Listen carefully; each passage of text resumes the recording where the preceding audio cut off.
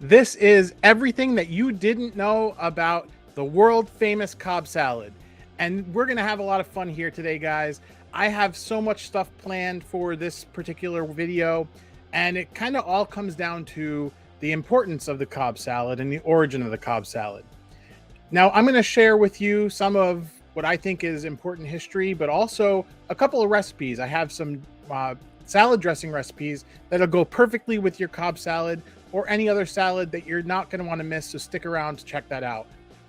But the Cobb salad obsession of mine came about because of a television show called Curb Your Enthusiasm. In that show, Larry David is misanthropic, and you know I don't have to describe the show to you. In a particular episode in season 2, it's actually season 2, episode 3. It's called Trick or Treat. Larry is he orders a salad, a Cobb salad, and makes a bunch of substitutions. He's with a young man who's named Cliff Cobb, who decides to kind of get on Larry for making these substitutions and basically saying, what you're ordering is not a Cobb salad. Obviously hilarity ensues, and talks about how his grandfather invented the Cobb salad at the Drake Hotel in Chicago. Now, Larry goes on a quest. It's kind of like a side kind of part of the show. It's not really the main plot, but he goes on a quest to determine what the real origin of the Cobb salad was. And it was 1937 at the Hollywood Brown Derby. Now, you can look up on Wikipedia, and there's kind of some conflicting stuff there. But a guy named Bob Cobb, Robert Cobb, is the person who invented the Cobb salad. And I think maybe because it goes back to the Seinfeld episode, The Maestro, where the maestro's name was Bob Cobb. I think it's a funny name, and I think it's a great salad. So what is a Cobb salad? Now, I have a couple of examples of kind of salads that I've had and salads I've made. So the first one I'm going to show you is actually from the Hollywood Brown Derby in Disney. And this one it's a real doozy. Where are we? There we are. I gotta get a director for this. What happened to my window?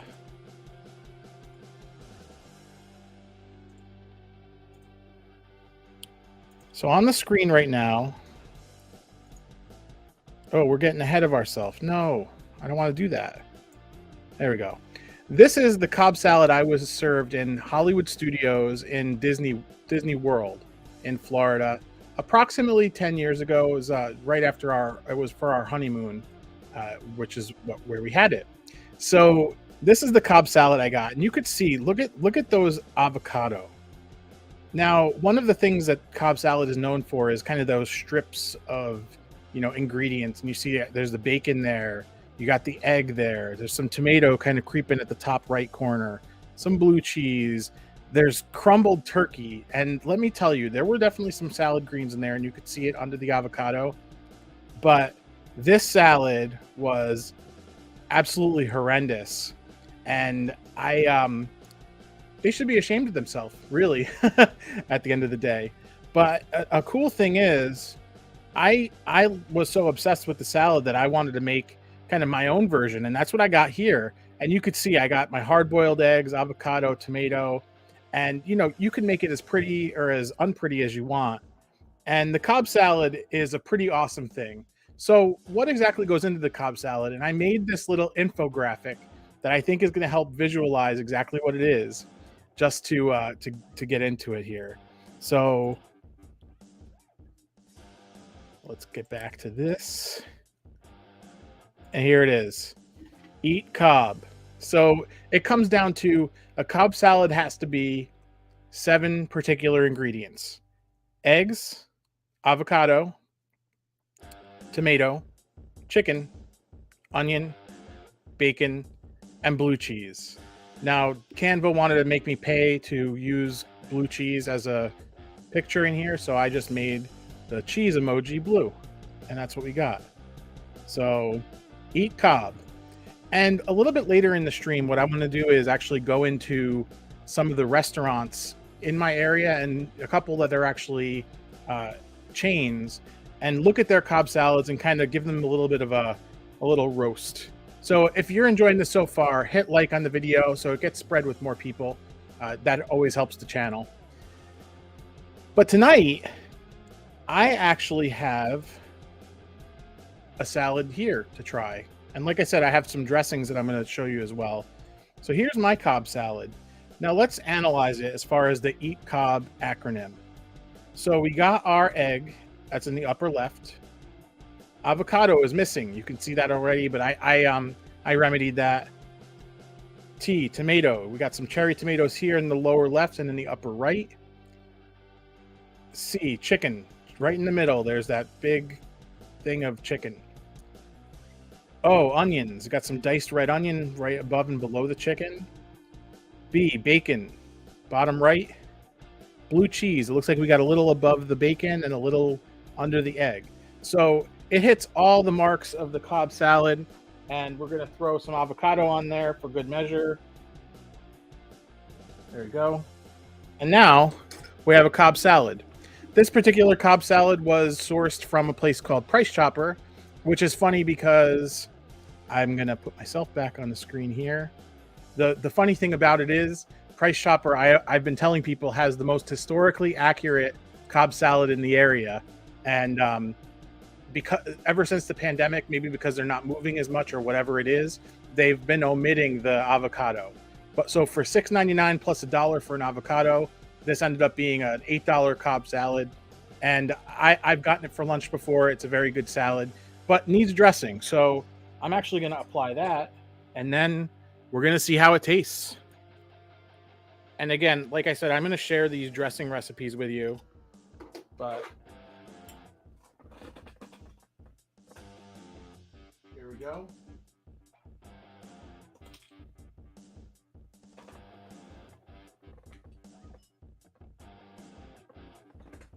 Now I'm kind of particular the way I like my Cobb salad, and I don't really like to put dressing all over everything. I don't want the blue cheese to get soaked with dressing, and I kind of have a certain way I like to do it. But let's see here. Let's grab a little bite. And this isn't going to be all about me eating, guys. I got more for the stream for value for you guys. So here we go. Yummy. Got a little bit of bacon.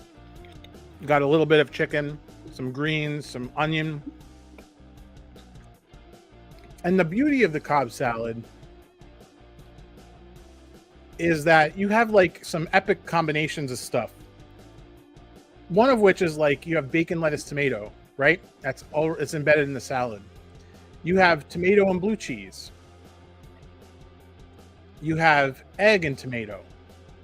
And you see how all these things kind of work together. And supposedly the origin of the salad is that Bob Cobb was, trying to put together ingredients like after a late shift, and he came up with this salad. But it's an epic salad. So that's our salad. The next thing that I wanted to do was roast some restaurant menus. So let's do that. Now, I didn't put these in any particular order. So we will we'll be doing it one by one. And I got to do some extra clicking around here. There we go. All right, so this is the menu from a place called Bootleggers in Troy. And you see it says the Cobb. Mixed greens topped with pico de gallo, bacon, hard-boiled egg, avocado, crumbled blue cheese, served with your choice of dressing. They were so close. Come on. Look at that. Where did pico de gallo come from? I guess that's their source of tomato. And the cool thing about the Cobb salad is I think it does leave some room for interpretation with each of the ingredients. So the more I look at this, I don't really see pico de gallo being too much of a problem, because it would also settle your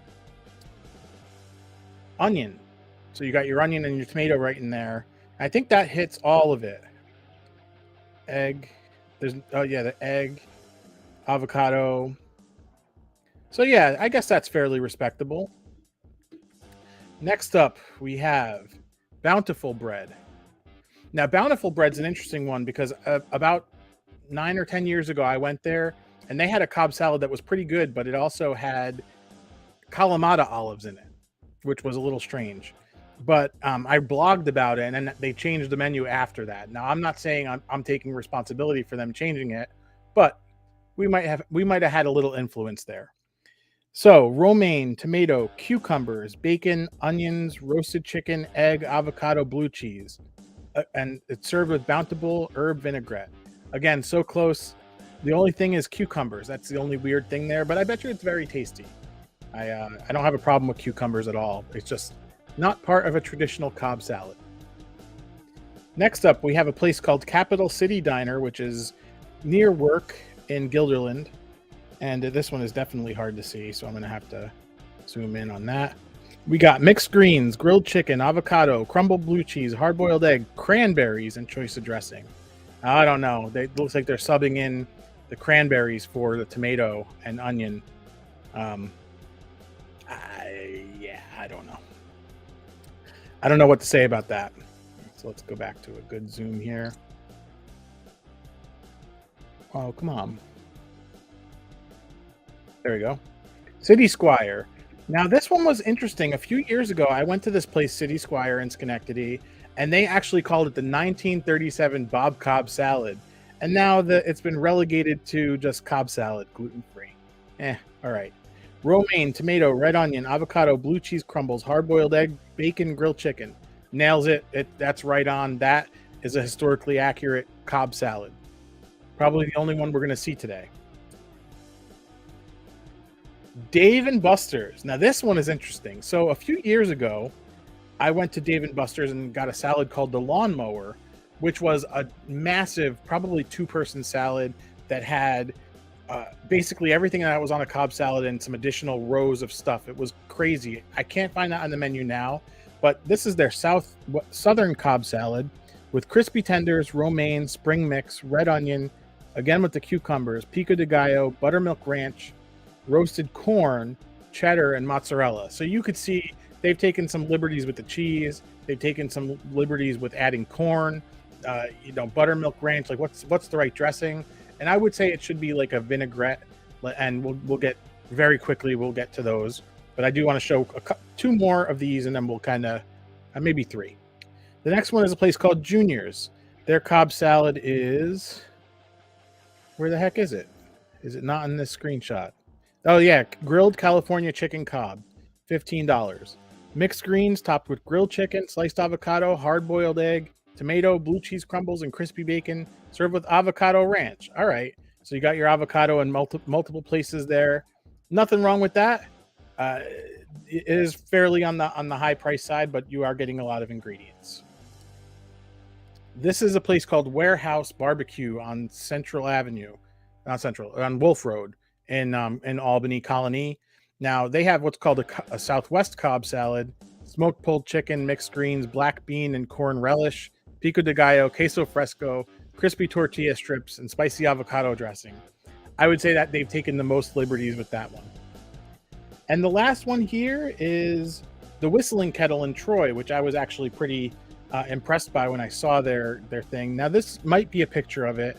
I don't know what that is on the upper right. I'm assuming it's the chicken. But as far as the mods here, there's bacon, blue cheese crumbles, carrots, chicken, cucumber, and egg. So I guess that's the chicken. But, again, with the cucumber, places love putting cucumber. But these guys added carrots, which is definitely an interesting addition. But very, very, very interesting. Like I said in the title here, the Cobb salad you order is wrong. And, when I say the Cobb salad that you order is wrong, it looks like in most cases these places are kind of taking liberties with the ingredients and giving you something that is Cobb adjacent, let's say. So let's get into these dressing recipes that I did, and I'm gonna try to do this with a little bit of a voiceover so that you guys can follow along with this video. You can come back to it and bookmark it. And I'll show you exactly what I did. So I'm going to do two versions. Now, this is the first version, and I'll hold it up to the camera here. And you could see it's fairly kind of uniform in terms of its composition. And then this one was made in a bowl, whisked together with the ingredients, and then emulsified with the oil. This one is similar, but you could see it separated, and that's because I did it by adding everything to the jar and shaking the jar. So there's kind of merit to doing both ways, and we'll get back to that after I show you these recipes. So the first recipe is what I like to call a French vinaigrette.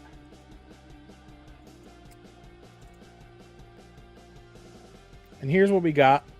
So you see here we got Dijon mustard, a little bit of red wine vinegar, probably a teaspoon of Dijon and about a tablespoon of red wine vinegar. I don't do measurements. Whisk that together really well. And now I do a little bit of seasoning, salt, black pepper. I like a lot of black pepper in my dressings and in all of my food. Whisk that together really well. Now I like 2 stages of oil. The first, extra virgin, stream it in there and make sure you're whisking. This is sped up, so make sure that you whisk at a normal pace. Then something lighter tasting. And it's going to thicken up as you do it this way. Add the oil dropwise, and you see it thicken up. You can make this almost as thick as a mayonnaise. So there you go. This is our dressing. Now, I like to add some shallot to flavor it. And then I didn't have any fresh thyme. I was kind of bummed about it. But this is dried thyme, works just as good. If you let it sit, it'll actually work even better. Mix it up, and that's exactly what we got here in the jar that I added to the salad earlier in the stream. So that's recipe number 1. Recipe number 2. And it's very similar in terms of construction, and you'll see, and we'll talk about the science of what's going on so that you guys understand a little bit. So I'm going to call this a spicy Italian. So I got a spicy mustard. This is like a English mustard. A little bit in there. Lemon juice this time instead of vinegar. That's the acid component. Little salt, little pepper. Again, we're adding the same types of things. This time, dry oregano. Going with that a little bit, not a lot. I put my shallots in now. And then olive oil. I put about 1/3 of the oil as extra virgin, and then the rest of it as a lighter tasting olive oil. Or you can use vegetable oil, whatever you got. Don't go crazy. Shake the hell out of it. And that's what we got right here. And that is how to make dressing. Now, you notice this one separated quite a lot. Here's what you do. Make sure it's closed, obviously, and then shake it back up again. Look at that. There we go. And you're gonna eat it right away. So you shake that up and you're ready to go. Whereas this one here, and you can see as it's coming to room temperature more, it's kind of, there you go.